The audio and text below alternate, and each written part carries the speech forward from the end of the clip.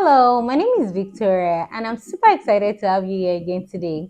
When you hear the word Satoshi, what comes to your mind? Chances are the first thing that really resonates with you is the pseudonym of the creator of Bitcoin. And well, rightfully so. But in this video, I'll be talking about Satoshi, the kind that does not come with Nakamoto. That's a dry joke.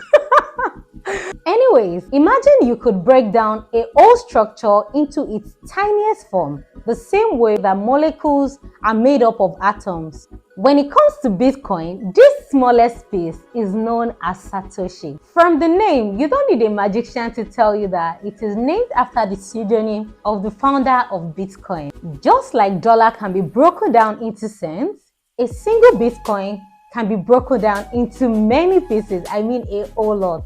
Like millions.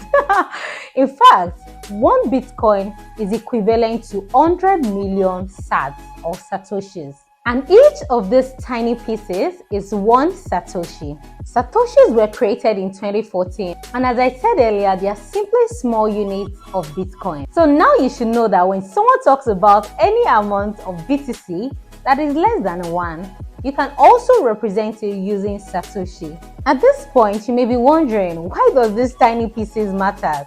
Well, it is very important to keep in mind that as Bitcoin grew in value, Satoshis made small or micro payments and microtransactions feasible. For example, with Satoshis, you can easily buy coffee online, or you can make in-game purchases, or make those small unit purchases seamlessly. The biggest disadvantage to Satoshis, in my opinion, is the fact that a lot of people not really used or a bit new to the concept of crypto can find it very confusing. But the most important thing you need to keep in mind is that Bitcoin is the cryptocurrency and Satoshis are the smallest unit of that cryptocurrency. Bitcoin has other measurements. Currently, we have about 4 of them. First, we have millibitcoin. Under that, 1 BTC is equal to 1000 millibitcoin, which is the same thing as 100,000 satoshis, or you can still say sats. And we also have microbitcoin, and 1 BTC equals to 1 million microbitcoin. It's also known as UBITs. UBITs also represents 100 sats. Then we have Satoshi itself, which I've spoken all about in the video. 1 BTC equals 100 million sats.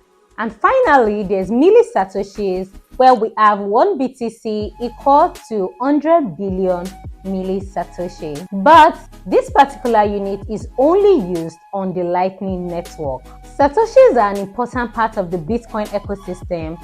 They make smaller transactions possible, and they make it possible for people to be able to invest without having to own a whole Bitcoin itself.